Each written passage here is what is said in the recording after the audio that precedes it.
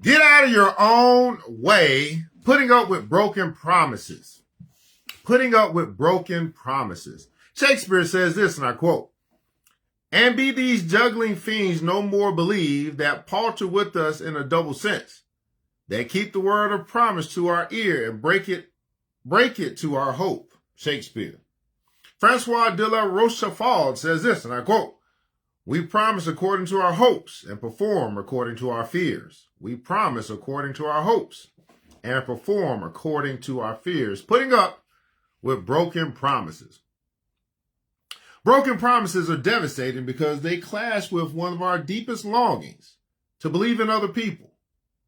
As helpless infants, we needed to trust our caretakers in order to feel safe. Now, in adulthood, a broken promise can resonate with that early memory of vulnerability and make us angry, insecure, and sometimes petulant as children.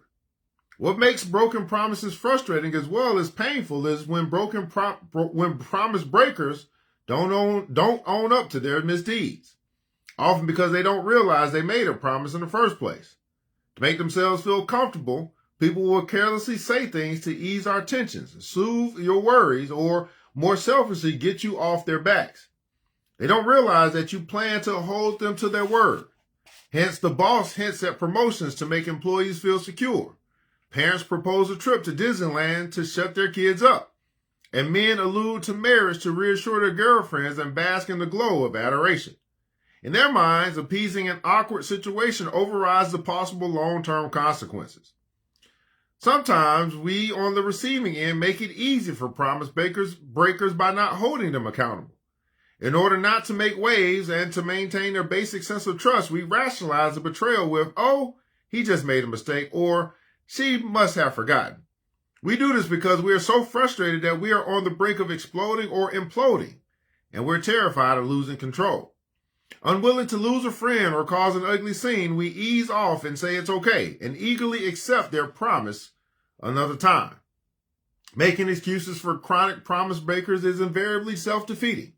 If you don't admit how upset you are, or if you minimize the damage that has been caused, the promise breaker will continue to be unconcerned about letting you down. And if later you confront him, he'll simply make excuses knowing that you'll back down again. Or he'll insist that he merely made a mistake rather than owning up to having done something wrong. If the commitment breaker is a repeat offender, you will eventually find yourself cringing when he makes another promise. When this occurs, take it as a sign that you're burned out on excuses and it's time to draw the line. The first step is to ask yourself, am I frustrated beyond any hope of reconciliation? Is the relationship important enough to lower my expectations, or should I cut my losses now? If you choose to stick it out, you have to be prepared to hold the person accountable. Try to do it before you get so mad that you lose your cool, and try to raise the issue in a non-threatening manner. An excellent way to stand up for yourself while avoiding a hostile face-off is to use what I call the Columbo defense. Like Peter Falk's famous TV character, you lean forward without making eye contact and scratch your head as if you are extremely perplexed.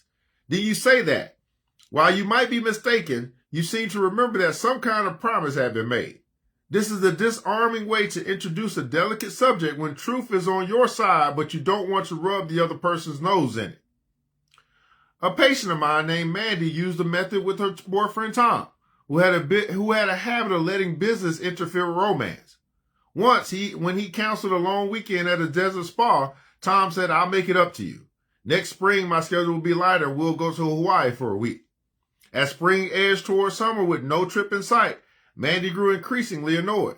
She couldn't let Tom get away with another broken promise, but she knew that if she lost her temper or expressed irritation, he would get defensive and accuse her of being demanding.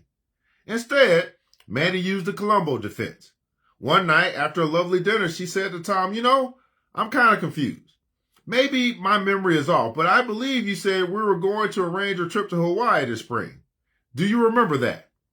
Tom knew what Mandy really meant. "Okay, you made a promise. I'm not going to bitch about it. I'll just refresh your memory and give you a chance to get your act together." Her approach got his attention, commanded his respect, and gave him no way out except to lie blatantly. Best of all, it gave Tom a face-saving way to remember the promise and belatedly make good on it. Habitual promise breakers usually think they can get away with it. If you don't want to be a doormat, you have to let them know that betrayal exacts a cost. But be prepared to follow through. If they can call your bluff and you cave in, you'll be breaking an unspoken promise to yourself. Now, here's a usable insight for what we've discussed today. If they can break too many promises, don't let them make any promises. If they can break too many promises, don't let them make any promises. And here's some taking action steps today, something that you can do. When someone breaks promises repeatedly, try to make the next one binding so you don't end up in a bind when it's time for the payoff.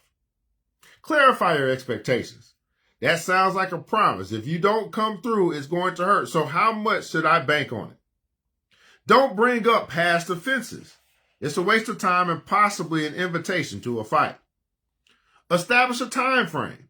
When can I count on this to happen? If the person resists, set the deadline yourself. I'll remind you of it on the 1st of the month. If the person doesn't follow through, pin him down in a non-threatening way. Wit and imagination work better than confrontations or ultimatums. If diplomacy fails, let the person know the consequences of not keeping the promise. For example, say, I'll start dating other men, or I'll have trouble trusting you again.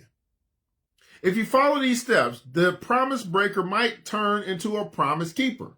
If there's no change, however, he probably has no intention of keeping his promises, as opposed to someone with good intentions who makes promises carelessly. You might not want to accept another promise from him. And practice what you preach. If you want people to keep their promises to you, make sure you keep yours. Making promises you can't keep is just as self-defeating as letting promise breakers get away with it. So here's our practical lessons for conquering procrastination, fear, envy, neediness, guilt, and more. Overcoming self-defeating behavior. Get out of your own way.